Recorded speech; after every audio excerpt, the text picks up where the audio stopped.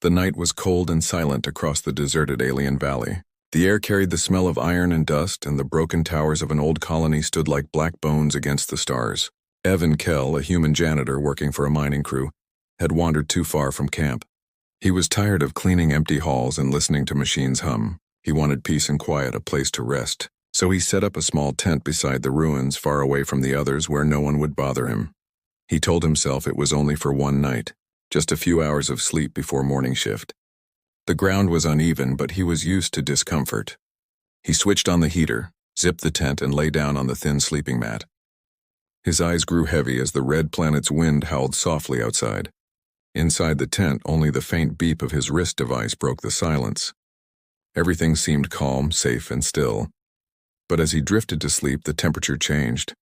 The air grew warmer. A strange hum began, soft at first, then deep, steady, like the sound of an engine far underground. Evan frowned, half awake. His heart started to race. The hum became a vibration under his body, as if something alive moved below the tent floor. He opened his eyes. The first thing he saw was light, blue and soft, pulsing through the tent fabric like breathing. The second thing he saw froze his blood. Someone or something was sitting on his chest. A shadow moved against the glowing light, tall, smooth, and graceful. The air smelled of ozone and flowers that should not exist on this world. Evan could not move. His chest was heavy, and the creature above him was real. Warm, breathing, alive. Then he heard it. A low, gentle sound, almost like a cat's purr, but deeper and more human. It vibrated through his ribs and into his bones.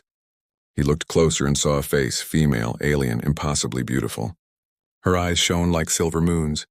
Her skin was pale, with faint glowing lines that moved like veins of light. Evan's mouth went dry. He wanted to scream, but the sound stuck in his throat. The creature tilted her head, studying him with curiosity. Her lips did not move, yet a voice entered his mind, soft, calm, but powerful. "You are awake," she said inside his thoughts. He froze. The voice echoed not through his ears, but through his very nerves. "Who are you?" he whispered. She smiled faintly, and for a moment her light dimmed. "You called me," she said. "Even if you do not remember." Evan's hands trembled. I was just sleeping. Then your dreams reached me," she replied, leaning closer. Her breath brushed against his face, warm and metallic. "Your kind once ruled this sky. Now you clean its ruins," her words confused him. He could not tell if she was mocking or mourning. "What are you?" he asked. She blinked slowly. "I am what remains. The last queen of the Vale Rin." Evan's heart skipped. He had heard that name before. Ancient records, lost war stories. The Vale Rin were said to be extinct, wiped out by human soldiers hundreds of years ago during the expansion wars. But no one had ever seen one. No one had proof they even existed. "You can't be real," he whispered. She leaned forward until her glowing eyes filled his vision. "Then stop breathing," she said, "and see if this dream ends." He gasped, his lungs tightening. The sound of her purr grew louder, echoing inside his chest, making him feel both fear and calm at once. She reached out a slender hand and touched his forehead. A spark jumped between them, and a flood of strange images filled his mind. Worlds of silver towers, vast armies kneeling, fire raining from the stars. He saw her standing on a battlefield, surrounded by light and death. He saw her fall, then it was gone. The tent was silent again. Her hand still rested on him, her eyes softer now. "You disturbed my rest," she said quietly, "but I am not angry." "I didn't mean to," he started, but she placed a finger on his lips. "Hush," she said. "They will hear us." He froze again. "Who?" She looked toward the tent entrance. Her ears, small and sharp, twitched. "Hunters," she said. "Your kind still hunts mine." Before Evan could move, the ground outside began to tremble. The motion sensor on his wrist flashed red. Something large was approaching, 3, maybe 4 life signs. The sound of metal boots crushed sand. Voices spoke in a language he could not understand. The alien queen stood, her form glowing brighter. Her purring stopped. "Stay down," she whispered. Her body shifted, light bending around her like armor made of living energy. The tent flapped violently in the wind. Evan reached for his plasma torch, but his hands shook. "Who are they?" he asked. "Those who followed you here," she said. "They do not know what they chase." Suddenly, a blinding flash tore through the tent as bullets of light ripped into the sand. Evan covered his head. The queen raised her hand and a wave of energy burst outward, shattering everything around them. The sound was deafening. When the dust cleared, 3 soldiers lay still outside, their armor melted like wax. The queen trembled, her glow fading. "You should not have come," she whispered again, turning toward him. "Now they will come for you too." Evan stared at her, unable to speak. The stars above were silent, the wind cold once more. The only sound left was his heartbeat, and somewhere deep in his chest, he still felt that faint vibration, that alien purr, echoing in time with his fear. Evan's hands were still shaking as the tent roof flapped open to the stars. The bodies of the soldiers lay motionless in the sand, glowing faintly from the strange energy that had burst from the alien queen's hands. The air smelled sharp, like burned wires and metal dust. His heart pounded so hard he thought the aliens far across the valley might hear it.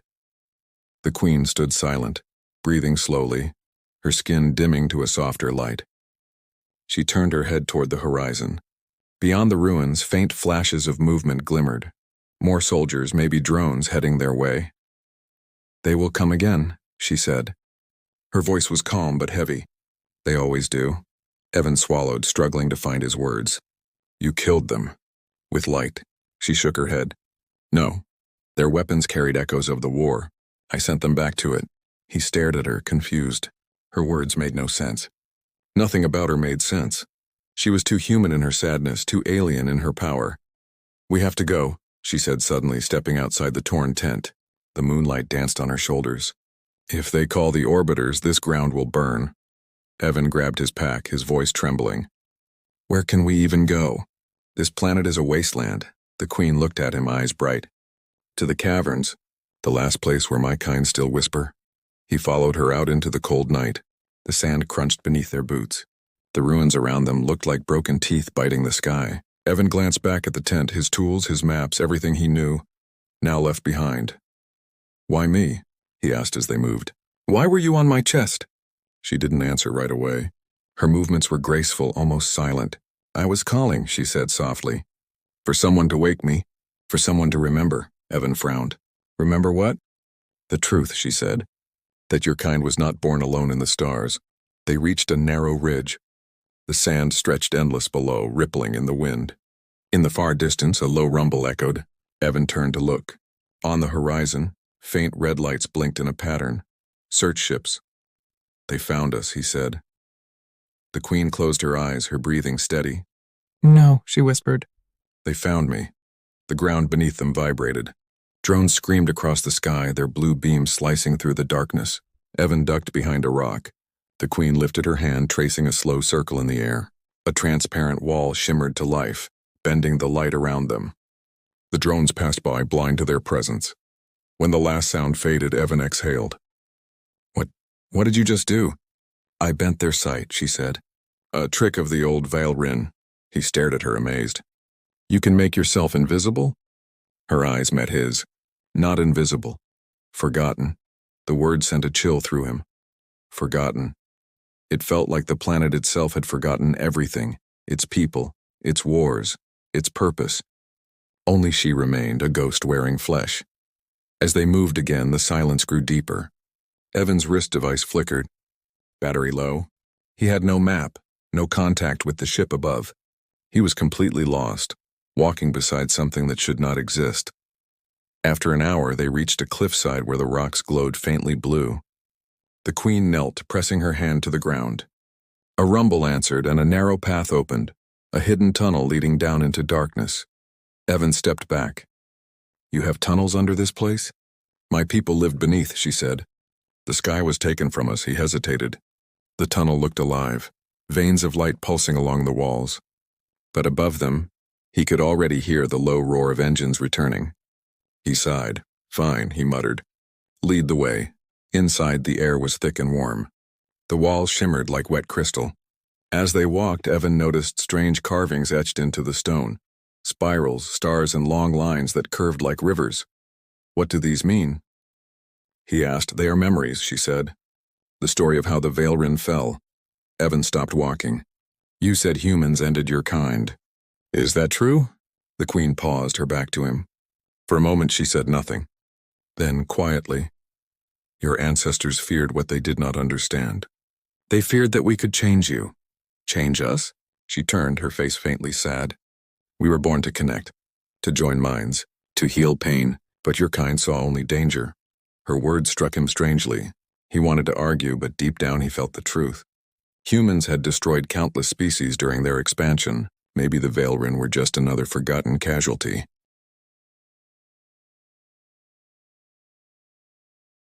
They walked in silence for a while, their footsteps echoing softly. Evan could hear her breathing beside him, slow, steady, strangely comforting. Then ahead the tunnel widened into a vast cavern. Blue crystals hung from the ceiling, glowing like stars. Pools of still water reflected their light. It's beautiful, he whispered. The Queen smiled faintly. It was once home to 1,000 voices. Now it is an echo. As she spoke, a sound filled the chamber, a low hum, deep and rhythmic. Evan's skin prickled. What's that? The sleepers, she said. Others like me, waiting. He stepped forward and his eyes widened. Shapes lay inside the crystal pools, bodies motionless, glowing faintly. Some looked whole. Others were broken, their forms half light, half stone. They're alive. She nodded slowly. Not yet, but they will be. Evan's throat tightened. You mean to wake them? Her eyes turned toward him. You woke me, human. Why stop now? He stepped back. If you wake them, what happens to us? The Queen's expression softened. Then you will see what your kind truly feared. A sudden boom shook the cavern. Dust rained from the ceiling. Evan turned toward the tunnel they had come from. The sound of footsteps, metal boots again. The hunters had found the entrance. The Queen's eyes blazed. Stay behind me, she said. Light began to rise from her skin, bright and powerful, filling the dark with the color of dawn. Evan shielded his eyes as the cavern walls began to sing. Outside, the hunters entered the tunnel, and for the first time, Evan felt that this was no longer just her war. The light in the cavern grew until it seemed the stars themselves had fallen underground. The alien queen stood at the center, her body shining like molten glass. Evan could barely look at her. The glow pulsed through the walls and rippled across the sleeping figures in the crystal pools. One by one, they stirred, their eyes flickering open like distant suns waking from darkness. Evan stumbled backward. What are you doing? He shouted over the deep hum that filled the air. I am calling them home, she said, her voice echoing through his mind rather than his ears. They were bound in silence, but the silence ends now. The ground trembled again. The cavern's walls vibrated as if alive, sending waves of light outward. The sleeping Veilrin began to rise, their bodies half translucent, their shapes still incomplete. Evan felt his heart race. He had seen death before, but never resurrection. This was something else, something holy and terrifying. Above, the tunnel shook violently. The hunters were close now. The metallic rhythm of their boots echoed down the passage, growing louder. Evan's instincts screamed to run, but the Queen didn't move. She raised her hand and spoke softly in her language, a melody of tones that made the air itself shimmer. The pools responded. The water stilled, then split open like glass cracking. A thin mist spread across the cavern. The Queen's followers, her soldiers perhaps, stood around her now. Some looked at Evan with curiosity, others with cold eyes that didn't seem to see him as human at all. He took a step back, gripping his plasma torch tight. You can't bring them all back, he said, his voice trembling. The world isn't ready for this. The Queen looked at him, sadness flickering across her face. The world never is. Before he could answer, a beam of blue energy cut through the entrance tunnel. The hunters had arrived. Their armor glowed red with reactor heat. Their rifles locked on target. The lead soldier shouted a command and the cavern exploded into chaos. Evan dove behind a fallen pillar as plasma fire scorched the stone. The Queen spread her arms wide, her followers stepping forward to form a circle around her. They moved as one, each motion synchronized like a single being divided into many bodies. The air thickened with energy. When they spoke, it wasn't in sound, but vibration. The blast that followed was silent but devastating. The hunters were thrown backward as though crushed by invisible force. Their weapons shattered, their armor cracked open like shells. Light filled every shadow. Evan felt his bones shake, his teeth rattle, his vision blur. He couldn't tell if he was still alive or dissolving into that same blinding radiance. Then, silence. The Queen stood again, breathing heavily, her glow fading. The other Veilrin slowly sank back into stillness, their bodies dimming, Some had vanished entirely, their forms melting back into the crystal pools. Evan rose slowly, coughing through the dust. The Queen turned to him, eyes dim but still burning faintly. "They are not ready," she said softly. "The galaxy still dreams of war." He wiped blood from his lip. "Then why wake them at all?" She looked away. "Because one must remember. Memory is life."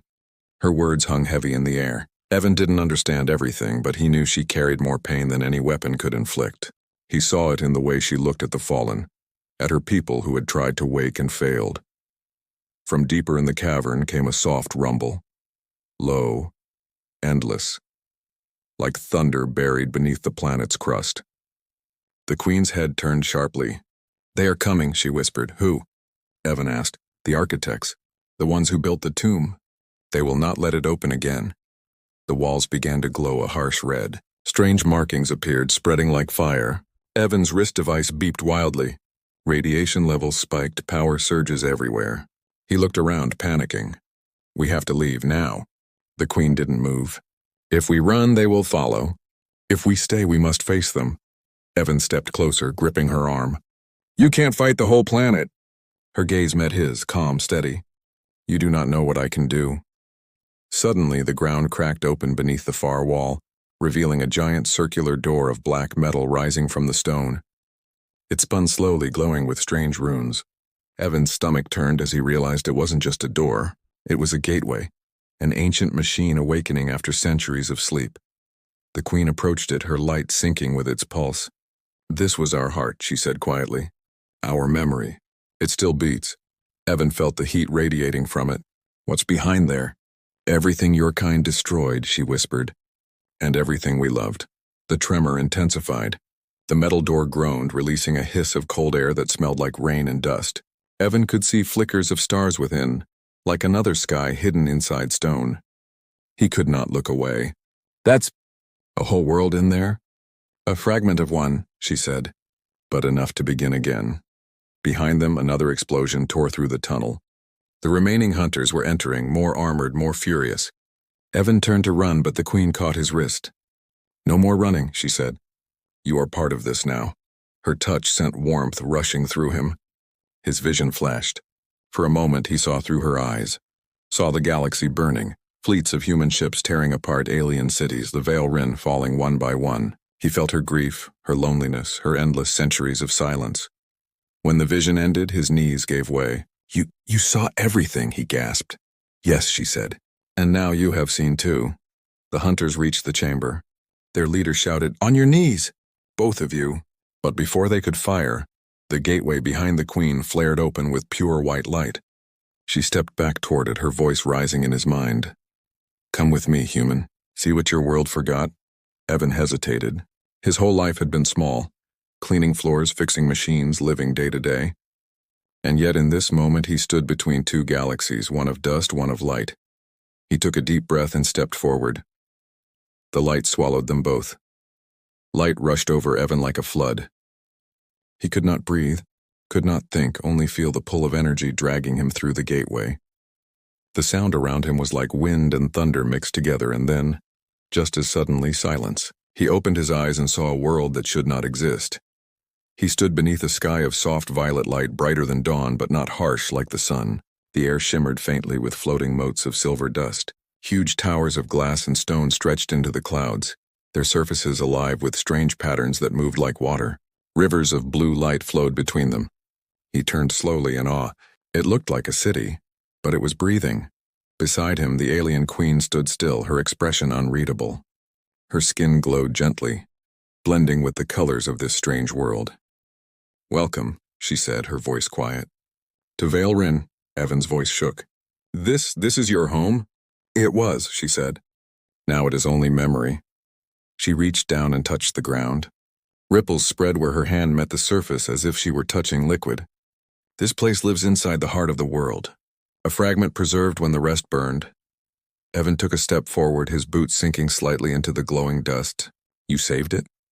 She shook her head slowly. "No, it saved itself." He turned in a slow circle, taking in the beauty around him. Everything was silent, yet he felt presence everywhere. Soft whispers at the edge of hearing, like thoughts that weren't his own. I can feel them, he said quietly. Voices.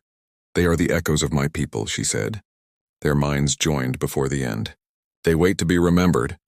He looked at her, still struggling to believe what was real. You said humans destroyed this. They feared what they could not understand, she said, walking slowly toward one of the towers. They called it infection, this connection between us. They said we took minds and made them one, but we did not take. We shared.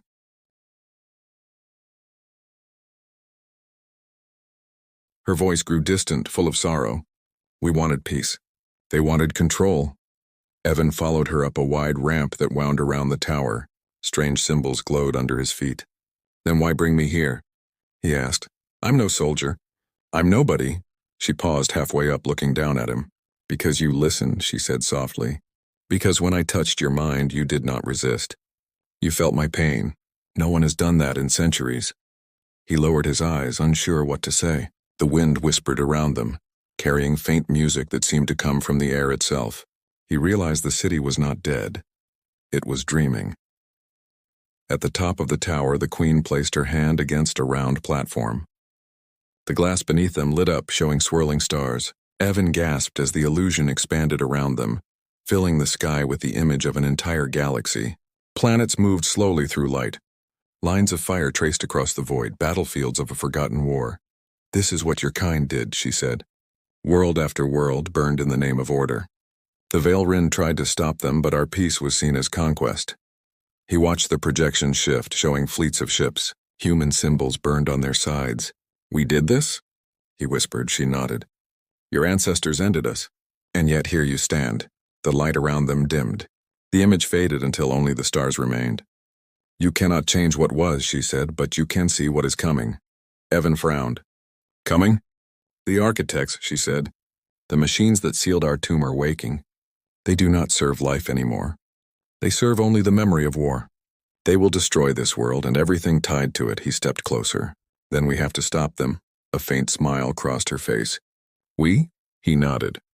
I don't know how, but I can help. You saved me. Maybe it's my turn. She looked at him for a long moment as if searching his soul. You speak with courage, she said softly. Perhaps that is what I saw in you. Before Evan could answer, the air above them cracked. A red fissure tore open in the sky, and the faint hum of machinery echoed through the clouds. He could see shapes forming, dark metal, angular, alive, but soulless. The architects had found them. The queen's eyes glowed brighter.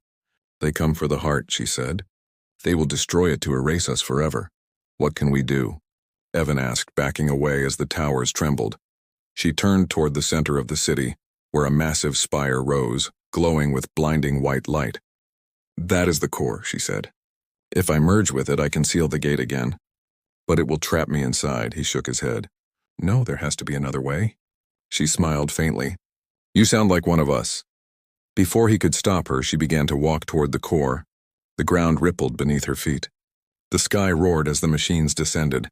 Evan ran after her, shouting her name, but she did not turn. Her glow grew stronger with every step until her body became almost transparent.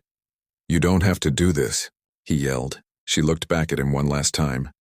If I do not, none of this will remain. Not even the memory. The first of the architects landed, shaking the earth. Giant forms of black steel and red light surrounded the spire. Their voices were mechanical and cold, like the echo of dead stars. Termination sequence initiated, they said in unison. The queen raised her hands. Light exploded outward, forming a shield around the core. Evan shielded his face from the brightness. He wanted to run, to pull her away, but the power around her was too strong. He shouted her name again, but his voice vanished in the roar. Then, in the center of the chaos, he felt it. The same warmth he had felt that first night, that strange vibration in his chest.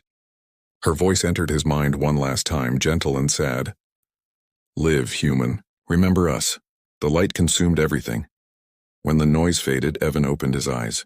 He was lying on the sand outside the ruins again. The sky was pale, the tent was gone, and the valley was silent. His wrist device blinked weakly, but deep in his chest he could still hear a soft purr. Steady, alive. And he realized she was still there. The desert wind was quiet that morning. Pale light spilled over the cracked stone ruins where Evan lay, half buried in sand. He didn't know how long he'd been unconscious. His clothes were scorched, His pack torn open, his tools scattered. The plasma torch lay beside him, dead and cold. He sat up slowly, coughing as dust filled his lungs. His vision blurred for a moment before settling. Everything looked the same. The lifeless valley, the faint hum of wind, the smell of dry air. Yet something was different. The world felt softer, quieter, as if it were holding its breath. Evan looked toward the spot where the tent had been. Nothing remained. No fabric, no metal poles, not even footprints. It was as if the storm had erased all signs of his existence here. He checked his wrist device, but the screen was blank except for one faint pulse, a signal, steady and rhythmic, echoing deep beneath the planet's surface. He recognized that pulse. It matched the rhythm he'd felt against his chest that night, the Alien Queen's purr. Queen, he whispered, his throat dry, no answer. Only the endless wind. He stood slowly and began walking toward the ruins. Every step felt heavier than the last. He reached the broken tower where he'd first set camp, its sides charred black from plasma burns. Inside, fragments of old alien metal glimmered faintly in the sand. He knelt and brushed one piece clean. It was warm to the touch. "She's still alive," he murmured. The thought made his heart ache and race all at once. If the gateway still existed somewhere beneath, maybe she hadn't been destroyed. Maybe she had only gone deeper, back into the memory world she had shown him. But then he heard a voice, soft, faint, inside his head. "You should not be here, Evan." He froze. "Queen?" The voice came again, gentle and slow. "The link endures. But you must leave this place. They will come again." He spun around, searching the horizon. Nothing moved, yet he could feel her presence, close and far at the same time, like a dream whispering across a long distance. "You said you'd seal the gate," he said aloud. "You said you'd be gone." "I am," she replied, her tone calm but distant. "What you hear is the part of me I left with you. My memory lives through your heart." Evan pressed a hand to his chest. The faint vibration beneath his ribs answered her words, slow and steady. "Why me?" "You saw," she said simply. "You felt what others refused to feel." He swallowed hard. "Then I'll find a way to free you. I can't just leave you buried under this place." The air grew colder. The sky above darkened slightly, though no clouds moved. "No, Evan," she whispered. "If you open the gate again, the architects will rise once more. The cycle will begin again." He clenched his fists. "There has to be another way." "There always is," she said softly, "but not for me. My time is done. Yours has just begun." The words hit him like a knife. He fell to his knees, staring at the sand, his throat burning. "I don't understand what you want me to do." Her presence felt warmer now, wrapping around him like the memory of light. "Remember," she said. "That is all any of us can truly do. Remember and tell them we existed." The connection faded for a moment. The valley grew still. Evan stared at the horizon, his thoughts spinning. He could not just return to the mining camp and pretend none of this had happened. No one would believe him anyway. They would call it madness, a hallucination caused by stress and dehydration. But he had seen too much. He had felt her. He spent the rest of the day gathering his gear and scavenging what little energy his broken equipment could provide. When the night came, the stars shone brighter than before, almost alive. He built a small fire and sat beside it, staring at the black sky. He remembered her eyes, her voice, her sadness. He remembered the city inside the world, the towers of light, the sleeping beings, the sound of her heart. The more he thought about it, the more he realized it hadn't just been about her. It had been about him too, about what humanity had forgotten. The next morning he started walking. Days passed. The wrecked colony stretched behind him, shrinking until it was nothing more than a speck of shadow in the desert. He followed the faint hum on his wrist device, the signal that never stopped pulsing.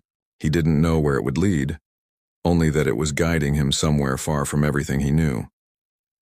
Weeks later, a small research ship detected him on a barren ridge. The rescuers found a lone man walking across the sands, dehydrated and exhausted but alive. They brought him aboard, fed him, and asked where he'd come from. Evan didn't answer. He just looked out the window at the fading planet below. When they docked at the nearest human outpost, officials questioned him about the destroyed camp and the missing patrol. He told them the truth, but they laughed. They said the Veilrin were myths, old stories from a forgotten age. They said he had been delirious. He didn't argue. That night, alone in his bunk, he looked out the window at the stars. For a moment, the reflection in the glass changed. A faint, glowing figure stood beside him, tall, graceful, and familiar. "You kept your promise," she said. He smiled faintly. "And you kept yours." Her image flickered, almost vanishing, then returned brighter for an instant. "You are not alone," she whispered. "Wherever humanity goes, a piece of us will follow." He blinked and she was gone. Only the quiet hum remained, faint but steady, inside his chest.